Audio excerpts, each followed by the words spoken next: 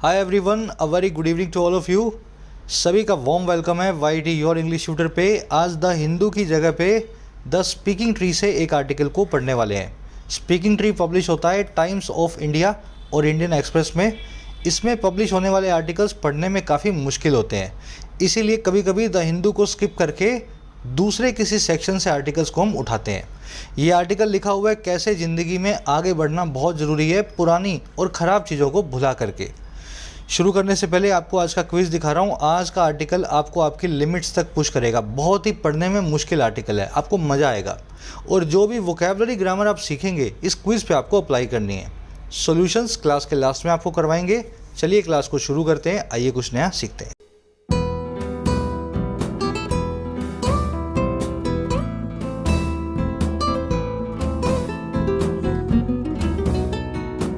Alright, कह रहे हैं मेमोरीज एंड इमेजिनेशन।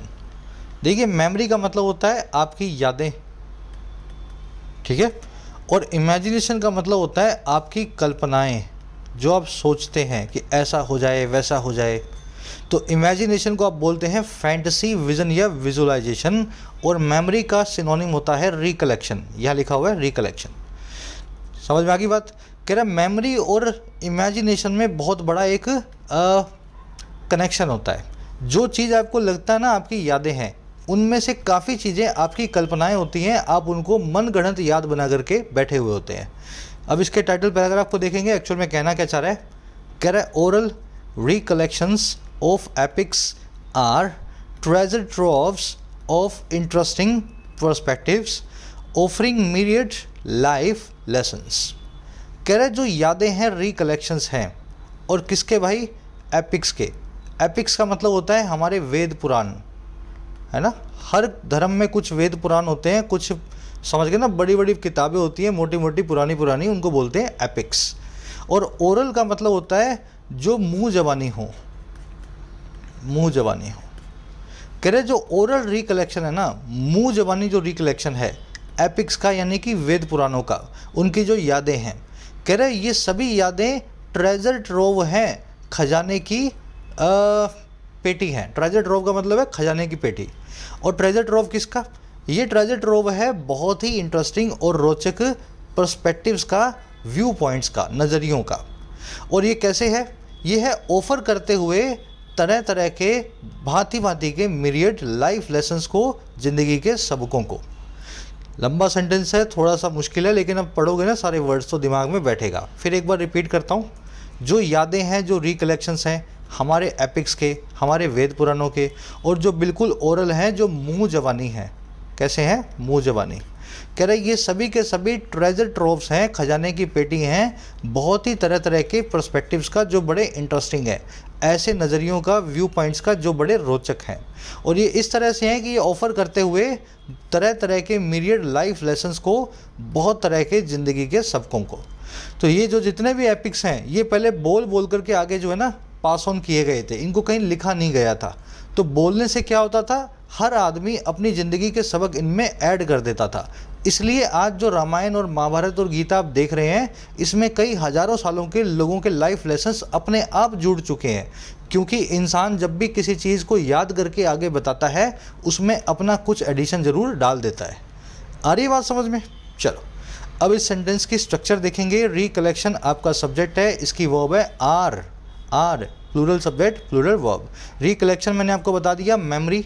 किसी चीज़ को आप रिकॉल करते हैं, रिमेंबर करते हैं, तो कहते हैं रिकलेक्ट करना।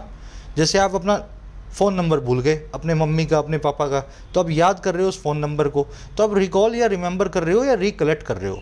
इस रिकलेक्ट नाम के वर्ब से आप नाउन बनाते हैं रिकलेक्शन, जिसका मतलब होता है आपकी याद, यानी कि मेमोरी, है ना। ऐसे वर्ड बना हुआ है। ट्रेजर ट्रोव मैंने आपको बता दिया, एक हिडन खजाने की जो है पेटी, है ना, जो आपको ज़मीन में से गड़ी हुई मिल जाए, इस तरह का अचानक से मिलने वाला खजाना जो होता है, उसको बोलते हैं ट्रेजर ट्रोव। पर्सपेक्टिव का मतलब होता है व्यू पॉइंट, नज़रिया, पॉइंट ऑफ व्यू। myriad मतलब तरह तरह के, इसको डाइवर्स या वेरियस भी बोलते हैं। ऑफरिंग यहाँ पे प्रेजेंट पार्टिसिपल साइमल्टेनियस एक्शन है। जब दो चीज़ें एक साथ में हो रही हों तो एक चीज़ को वर्ब के आईएनजी फॉर्म से बताया जा सकता है। यहाँ पे ऑफरिंग को वर्ब के आईएनजी फॉर्म से पीपीएस से बना के बताया गया है। चलो आज के क्विज में यूज़ करेंगे। अब जल्दी से आगे बढ़ते हैं। वोकैबुलरी बहुत हैवी है इस आर्टिकल की, सारी वोकैब पे नज़र डालेंगे ताकि अपने इसको स्मूथली पढ़ सके। और उसी के साथ में एग्ज़ाम्स का सीज़न है, एग्ज़ाम्स रोज़ नए पब्लिश हो रहे हैं एसएससी के, बैंकिंग के। होपफुली आपने तैयारी शुरू कर दी होगी, अगर नहीं की है तो इंग्लिश का सेक्शन प्रिपेयर कर सकते हो आप अपनी ऐप पे YD योर इंग्लिश ट्यूटर पे। कमेंट सेक्शन में लिंक रखा है, जाके डाउनलोड करो इसको। बेसिकली 3 कोर्स आपको मिलेंगे इस पे ऐप पे, बैंकिंग का, एसएससी का और राइटिंग का। बैंकिंग एसएससी कोर्सेज के अंदर मैं आपको पूरा सिलेबस कवर करवाता हूँ, दोनों ही एग्जाम्स का, प्रीलिम्स और मेंस दोनों का, सारे वैरायटी के अपडेटेड क्वेश्चंस के साथ। राइटिंग के कोर्स में आपको मिलता है 60 से 80 घंटे के अंदर बेसिक से एडवांस्ड इंग्लिश राइटिंग का पैकेज। किसी भी एग्जाम का डिस्क्रिप्टिव आप इसके सहारे लिख सकते हो। बैंकिंग एसएससी कोर्स को इस वीक से अपडेट करेंगे नई वैरायटी के क्वेश्चंस के साथ में, फ़ायदा आप इनका ले सकते हैं। कोर्सेज को वक्त रहते ही बाय करें, लास्ट मोमेंट तक ना छोड़ें, लास्ट मोमेंट में तैयारी नहीं की जाती। ये नंबर है व्हाट्सएप का, आप मेरी टीम से बात कर सकते हैं अगर कोई भी आपकी क्वेरी रहती है तो रिगार्डिंग कोर्सेज। चलो जी, कल हमने छोड़ा था इनिमिकल पे, आज शुरू करेंगे कंटोर से। कंटोर, यूफोरिया, पर्सपेक्टिव, एनेक्डोट और स्पॉन्टेनियस, 5 वर्ड्स अपने पास हैं। कंटोर का मतलब होता है शेप, यानी कि रूपरेखा। जैसे मैंने आपको एक एग्जाम्पल दिया है बहुत अच्छा सा, आप रात में दूर से देख रहे हो, आपको लग रहा है आपका दोस्त आ रहा है, नज़दीक आया तो आपको पता लगा एक गाय आ रही है ना।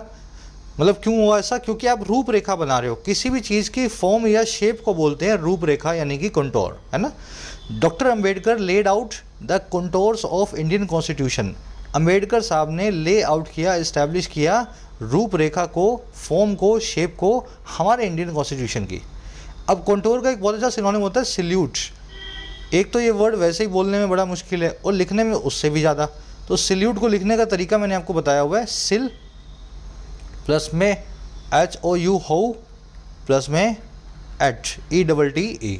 ऐसे याद करोगे तो स्पेलिंग आपके दिमाग में बैठेगी। स्पेलिंग एरर्स में ये स्पेलिंग आपको पूछी जा सकती है, सल्यूट, ठीक है। सल्यूट और कंटोर एक दूसरे के सिनोनिम है, आर्टिकल में कंटोर आएगा। अगला वर्ड है यूफोरिया। यूफोरिया का मतलब होता है परमानंत। जब आपको कुछ चीज़ चाहिए होती है और अचानक से मिल जाती है तो जो मज़ा आता है ना, उसको बोलते हैं यूफोरिया। जब आप सब कुछ भूल जाएं, सारे दुख दर्द भूल जाएं, स्टेट ऑफ एक्सट्रीम जॉय कहलाती है यूफोरिया। अब देखो, यूफोरिया को एक्सटेसी भी बोलते हैं, एक्सल्टेशन भी बोलते हैं, इलेशन भी बोलते हैं और रैप्चर भी बोलते हैं। आज रैप्चर नाम का वर्ड जो है ना, इसका एडजेक्टिव फॉर्म आएगा रैप्ट, परमानंद से भरा। रैप्चर मतलब परमानंद, एक्सट्रीम जॉय, और रैप्ट का मतलब है एक्सट्रीम जॉय से, परमानंद से भरी हुई कोई चीज़। The world cup win brought a tide of euphoria for the fans. जो वर्ल्ड कप की विन है वो लेकर के आई एक उफान को, एक तूफान को, टाइड को फैंस के लिए, और ये तूफान था यूफोरिया का, परमानंद का। चलिए अगला वर्ड है पर्सपेक्टिव। ये वर्ड आप जानते होंगे। पर्सपेक्टिव का मतलब है आपका व्यू पॉइंट, नज़रिया, माइंडसेट, आपका आउटलुक, आपकी पैनोरमा, है ना। They try to look at the problem from a different जो है पर्सपेक्टिव। उन लोगों ने कोशिश किया देखने का प्रॉब्लम की तरफ एक नए नज़रिए के साथ, डिफरेंट पर्सपेक्टिव के साथ। चलिए फिर एक वर्ड है एनेक्डोट। एनेक्डोट का मतलब होता है एक इंटरेस्टिंग सी पर्सनल स्टोरी। कुछ लोग बताते हैं ना, यार मैं पिछले साल वहाँ गया था घूमने, वहाँ मेरे साथ ऐसा हुआ, मुझे एक आदमी मिला, उसने मुझे ऐसा बताया। तो आपकी जो पर्सनल स्टोरीज होती हैं और जो इंटरेस्टिंग होती है, जो आप लोगों को अच्छे से समझा करके, बिठा करके बताते हो, वो कहलाती हैं एनेक्डोट। इस पर एक सेंटेंस बनाना मैं भूल गया, तो कोई बात नहीं, अभी डाल दूंगा मैं इसमें PDF में, है ना। तो वैसे इसका कुछ मुश्किल, मतलब सेंटेंस तो आप खुद भी बना सकते हो। जैसे एक सेंटेंस हो सकता है, I told them an interesting anecdote. मैंने उनको एक बहुत ही इंटरेस्टिंग सी पर्सनल स्टोरी बताई, है ना। आप बीती बोलते हैं इसको, एनेक्डोट को आप बीती, आप बीती। इसको रिसाइटल भी बोलते हैं। आज इस एनेक्डोट नाम के वर्ड को आर्टिकल में देखेंगे आप। लास्ट वर्ड है स्पॉन्टेनियस। देखो स्पॉन्टेनियस का मतलब क्या होता है, जो खड़े पाँव हो जाए कोई काम, वो कहलाएगा स्पॉन्टेनियस। जैसे स्कूल में आपको अचानक से खड़ा कर दिया गया और आपको बोला कि इस चीज़ पे एक छोटा सा स्पीच दो, है ना। आपके कॉलेज में आपको क्लास में आगे बुला लिया गया अचानक से और आपसे कुछ पूछ लिया गया, तो आप जो अनप्लान्ड तरीके से कुछ काम को करते हो ना, दैट इज स्पॉन्टेनियस, जिसमें कोई प्लानिंग इन्वॉल्व ना हो। स्पॉन्टेनियस का बिल्कुल उल्टा होता है डेलिब्रेट। इसमें चीज़ों को प्लान करके सोचे समझे तरीके से एग्जीक्यूट किया जाता है। The minister gave a spontaneous speech addressing the guest. Minister ने एक स्पॉन्टेनियस सी, अनप्लान्ड सी स्पीच दे दी एड्रेस करते हुए सभी के सभी मेहमानों को, गेस्ट को। स्पॉन्टेनियस के बहुत अच्छे अच्छे सिनोनिम्स हैं, मैं नीचे लेकर के आता हूँ इसको एंगल में। जैसे एक वर्ड है इम्पल्सिव, एक्सटेम्पोर और इम्प्रॉम्प्टू। तीनों वर्ड्स अनप्लान्ड जो है किसी टास्क को बताते हैं जिसमें कोई भी प्लानिंग जो है ना डली हो। चलिए आज के वर्ड में स्पॉन्टेनियस वर्ड आएगा। ये वर्ड बहुत अच्छे हैं, एक्सटेम्पोर और इम्प्रॉम्प्टू, इनको जरूर दिमाग में बैठाने की कोशिश करना। चलिए एक समरी आपको दे दें आर्टिकल की, किस बारे में आर्टिकल लिखा हो आपको पता लगे। देखो साइंटिफिक और लिटरेरी रिसर्च ये बताती है कि जितने भी हमारे एपिक्स हैं, रामायण, महाभारत, गीता, कुरान, बाइबल, तोरा, हर रिलीजन के जो एपिक्स हैं ना, उनमें चीज़ों को ओवरस्टेट किया गया है। ओवरस्टेट करने का मतलब होता है बढ़ा चढ़ा के बताना। और ऐसा क्यों किया गया है? इसने किसी को जानबूझ करके नहीं किया, ये किसी ने काम, ये हुआ है ह्यूमन टेंडेंसी के कारण। और ह्यूमन टेंडेंसी वो वाली जिसमें अच्छी चीज़ों को तो हम बड़ा करके बताते हैं और ख़राब चीज़ों को हम छोटा करके बताते हैं। अब ये ह्यूमन टेंडेंसी ऐसी क्यों है? ये हमें गॉड से मिली है सर्वाइवल के लिए। अगर ख़राब चीज़ों को हम बड़ा करने लगे तो हम जीना भूल जाएंगे, और अच्छी चीज़ों को भुलाना सीख गए तो हम ज़िंदगी में आगे कभी बढ़ नहीं पाएंगे। हमारी टेंडेंसी, हमारी प्रवृत्ति भगवान ने ऐसी बनाई है कि हम अच्छी चीज़ों को याद करके पुरानी चीज़ों को भुला देते हैं और ज़िंदगी में आगे मूव ऑन करते हैं। कह रहा है इस हिसाब से देखा जाए तो हमारे सारे के सारे एपिक्स जो है ना, लोगों की अच्छाइयों का एक ट्रेजर ट्रोव है। इससे हमें बड़ी सारी शिक्षाएं यानी सबक मिलते हैं। और दूसरा, इस टेंडेंसी का हमें फ़ायदा उठाना है। ज़िंदगी में जो भी आपके साथ बुरा हुआ है उसको पीछे छोड़ें, अच्छी चीज़ों को याद करके आगे बढ़ें। बस आज इसकी यही समरी है। बहुत ही प्यारा लिखा हुआ आर्टिकल है। आज की जो टोन है वो आपको सजेस्ट कर रही है, तो सजेस्टिंग टोन के अंदर लिखा हुआ है। शुरू करते हैं आर्टिकल को। थोड़ा आपको चैलेंजिंग फील होगा, लेकिन ये पढ़ने भी ज़रूरी हैं इस टाइप के आर्टिकल्स।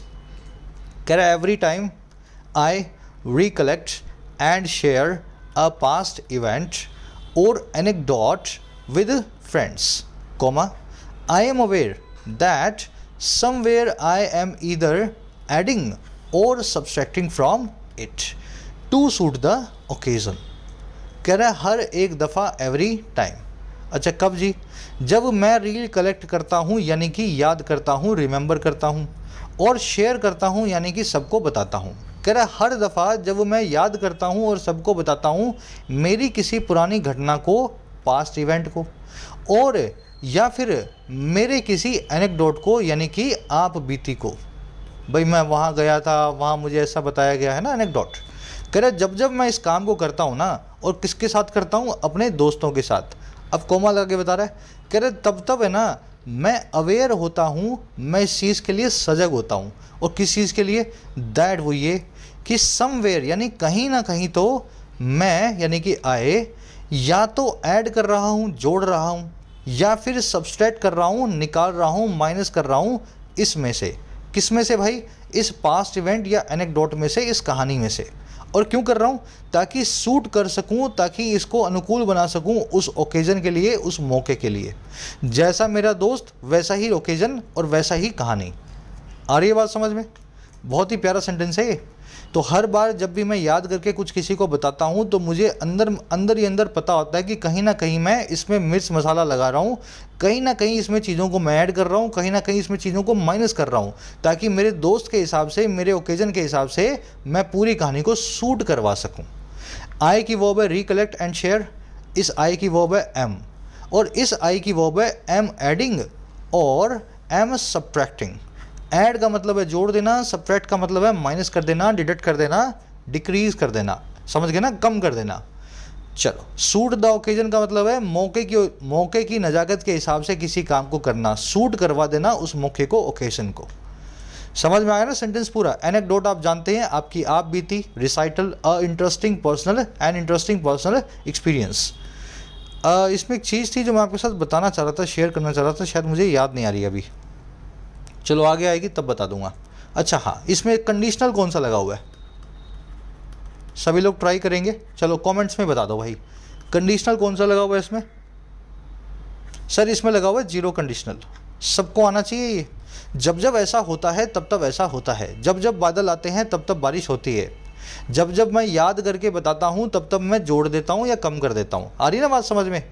चलो, फर्स्ट जीरो कंडीशनल लगा हुआ है इसके अंदर। कह रहा we all do this wired as we are to a fertile imagination that delights in regaling our audience. अब कह रहे ये मैं नहीं करता हूँ, ये सब करते हैं, हम सब वी ऑल डू दिस, इस काम को करते हैं। और कैसे करते हैं? वायर्ड हो करके, जिस तरीके से हम हैं, वायर्ड का मतलब होता है कैसे हमारी वायरिंग हुई है ब्रेन की, है ना, किस तरीके से हमारा काम जो है दिमाग करता है। वायर्ड है जिस तरीके से, वायर्ड एज वी आर, हम सब इस काम को करते हैं। और क्यों करते हैं, किसको करते हैं, ये काम करते हैं हम एक फर्टाइल इमेजिनेशन को, एक ऐसी परिकल्पना को जो बड़ी उपजाऊ है, जो अचानक से बड़ी हो जाती है। और ये वही इमेजिनेशन है जो डिलाइट करती है, जो मज़ा देती है। डिलाइट करने का मतलब है आनंद देना, मज़ा देना। और कह रहे हैं मज़ा किस में देती है, रिगेल करने में, एंटरटेन करने में हमारी ऑडियंस को, हमारे दर्शकों को। रिगेल का मतलब होता है किसी को एंटरटेन करना, एंजॉय करवाना। आ रही बात समझ में। तो हम सभी ऐसा करते हैं हमारी फर्टाइल इमेजिनेशन के साथ। हमारी परिकल्पना बहुत ही उपजाऊ है, कभी भी उसमें कुछ भी उगा देते हैं हम, कुछ भी ऐड कर देते हैं, निकाल देते हैं। और ये इसीलिए करते हैं, ये परिकल्पना डिलाइट करती है, मज़ा देती है। और किस चीज़ में, कि हम अपनी ऑडियंस को मज़ा दें। जितना मज़ा हमारी ऑडियंस को हम देते हैं उतना मज़ा हमें भी आता है। वी की वर्ब है डू, वी की वर्ब है आर। ये पूरा बना हुआ है past participle phrase. Wired as we are, wired है हम जिस तरीके से, ठीक है। फर्टाइल का मतलब होता है उपजाऊ, इसको अरेबल भी बोलते हैं, अरेबल भी बोलते हैं। इसका बिल्कुल उल्टा है इनफर्टाइल, इनफर्टाइल जिसका मतलब होता है बंजर, है ना। इनफर्टाइल को फ्यूटल भी बोलते हैं, FUTILE। याद रखो इन वर्ड्स को। दैट की वर्ब डिलाइट्स, दैट आया इमेजिनेशन के लिए। इमेजिनेशन का मतलब आपकी परिकल्पना, डिलाइट का मतलब है मज़े देना, और रिगेल का मतलब है किसी को इंजॉय करवाना, एंटरटेन करना, अम्यूज़ करना। चलो, कह रहे मेमोरीज, मेमोरीज आर प्लाइबल। अब देखो यहाँ लग गया सेमी कॉलम, इसका मतलब क्या है, एक नया क्लोज शुरू होगा जो इससे कनेक्टेड है। कह रहे memories are pliable semicolon, their contours change with deliberate और स्पॉन्टेनियस इंटेंशन, मोस्टली हार्मलेस। कह रहे हमारी यादें प्लाइबल हैं। प्लाइबल का मतलब है जैसे आटा होता है ना, आटा लगने के बाद उसको जैसे मर्जी मोड़ दो, जिस मर्जी फॉर्म में ले आओ, है ना। तो कह रहे तोड़ मोड़ सकने वाली होती हैं हमारी यादें। और कह रहे उनके जो कॉन्टोर्स हैं, जो उनकी रूपरेखा है, वो बदल जाती हैं जानबूझ के की गई डेलिब्रेट या अनजाने में की गई स्पॉन्टेनियस इंटेंशन के साथ, इरादे के साथ।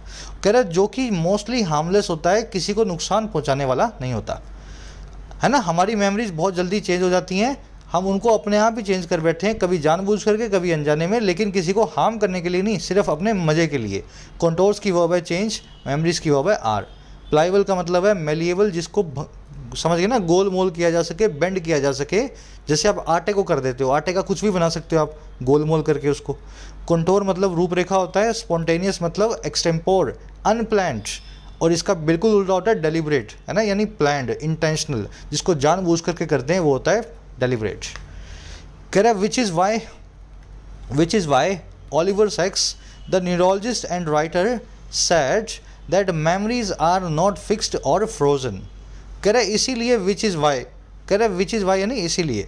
ऑलिवर सैक्स जो हैं, जो न्यूरोलॉजिस्ट भी हैं और राइटर भी हैं, जो दिमाग के एक न्यूरोलॉजी को पढ़ने वाले काम आदमी भी है। न्यूरोलॉजी मतलब जो दिमाग को पढ़ सके, है ना, दिमाग का ऑपरेशन कर सके, इस तरह के जो काम करते हैं न्यूरो से रिलेटेड, और जो राइटर भी हैं।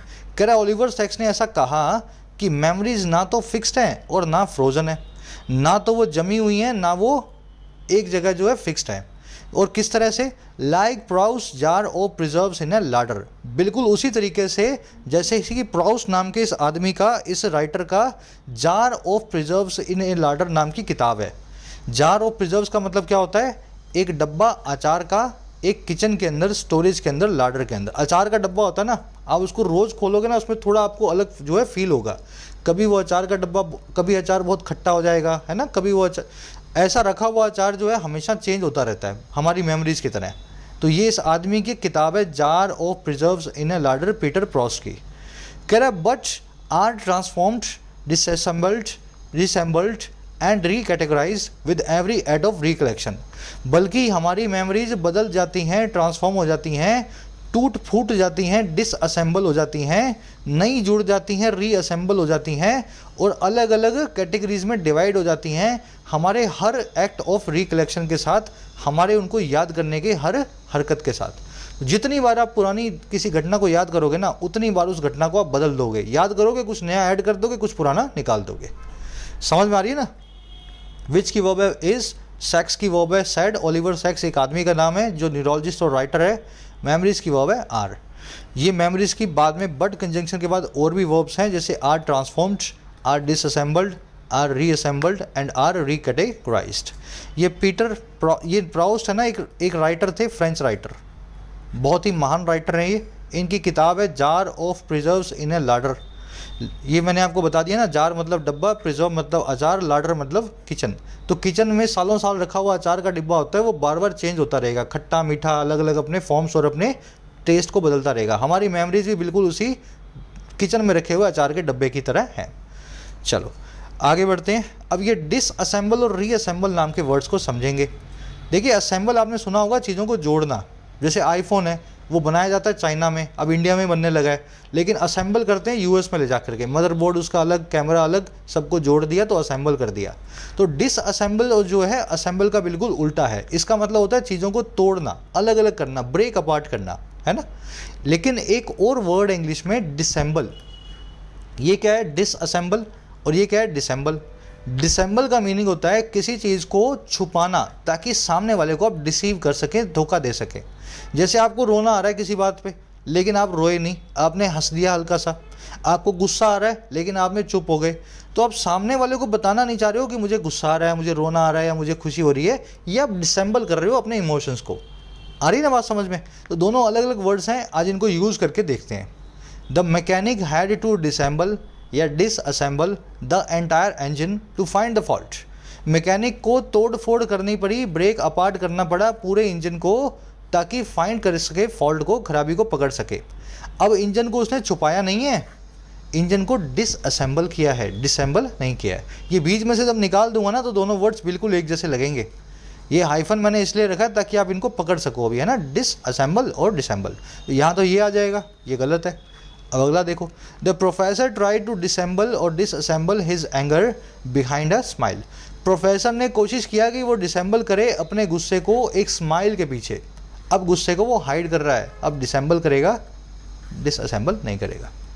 समझ में आ गया कॉन्सेप्ट? आज के क्विज में यूज़ करेंगे। रीअसेंबल जो है डिसअसेंबल का बिल्कुल उल्टा है, पहले तोड़ोगे फिर जोड़ोगे, रीअसेंबल करोगे। अब आ जाओ, अब बताएगा ये सारी जो बातें की गई हैं इसका प्रूफ कहाँ है। कह रहा है in cultures where epics survived via oral tradition one finds multiple versions of same stories. कह रहा है ऐसे कल्चर्स में जहाँ पे एपिक्स जो हैं, वेद पुराण जो हैं, पुराने कहानी ग्रंथ जो हैं, वो सर्वाइव कर गए, बने रहे ओरल ट्रेडिशन के जरिए, यानी मुँह जबानी। ओरल ट्रेडिशन मतलब मैंने अपने बच्चों को बताया, मेरे बच्चों ने अपने बच्चों को बताया, आगे से आगे जो चीज़ें मुँह जबानी आगे गई। कह रहा है ऐसे कल्चर्स में ना कोई भी आदमी फाइंड कर सकता है कई सारे वर्जन्स, मल्टीपल वर्जन्स एक ही कहानी के। कह रहा है including those that make up the Mahabharata and Ramayana.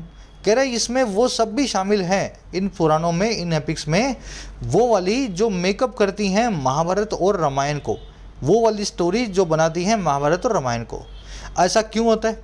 कह रहा है since the telling and retelling gets embellished with local flavours and subtext. कह रहे ये इसलिए होता है क्योंकि जो बताया जाने का काम है और आगे से आगे बताए जाने का काम है, टेलिंग एंड रीटेलिंग, है ना, बार बार दोहराए जाने का काम है। कह रहे ये जो काम है ना, ये एम्बेलिश हो जाता है, डेकोरेट हो जाता है, और किसके साथ? लोकल फ्लेवर के साथ में और सब टेक्स्ट के साथ में, एडिशनल इंफॉर्मेशन के साथ में। तो इसीलिए रामायण कई तरह की आपको मिलेंगी अलग अलग कंट्रीज़ में ना। इंडिया में कुछ हो रहा है, नेपाल में कुछ हो रहा है ना, श्रीलंका में कुछ हो रहा है। ये इसीलिए होता है क्योंकि कहानियों को जब आगे से आगे बताया जाता है ना तो लोकल फ्लेवर मिक्स हो जाता है और कई हज़ारों सालों के बाद कहानी पूरी तरीके से चेंज हो जाती है। एपिक्स की वर्ब है सर्वाइव्ड, वन की वर्ब है फाइंड्स, दैट की वर्ब है मेकअप, दैट आया है स्टोरीज़ के लिए, including those stories that make up Mahabharata and Ramayana. Since का मतलब है क्योंकि, टेलिंग और रीटेलिंग की वर्ब है गेट एम्बेलिश्ड, ये पैसिव वॉइस बना हुआ है। बी एम्बेलिश्ड और गेट एम्बेलिश्ड एक ही बात है ना, ठीक है। तो एम्बेलिश का मतलब होता है ड्रेस अप करना, किसी चीज़ को सजाना, डेकोरेट करना, ओवरस्टेट करना, एग्जैजरेट करना, मिर्च मसाला लगा के और सजा देने को बोलते हैं एम्बेलिश करना। चलो और आगे बढ़ते हैं।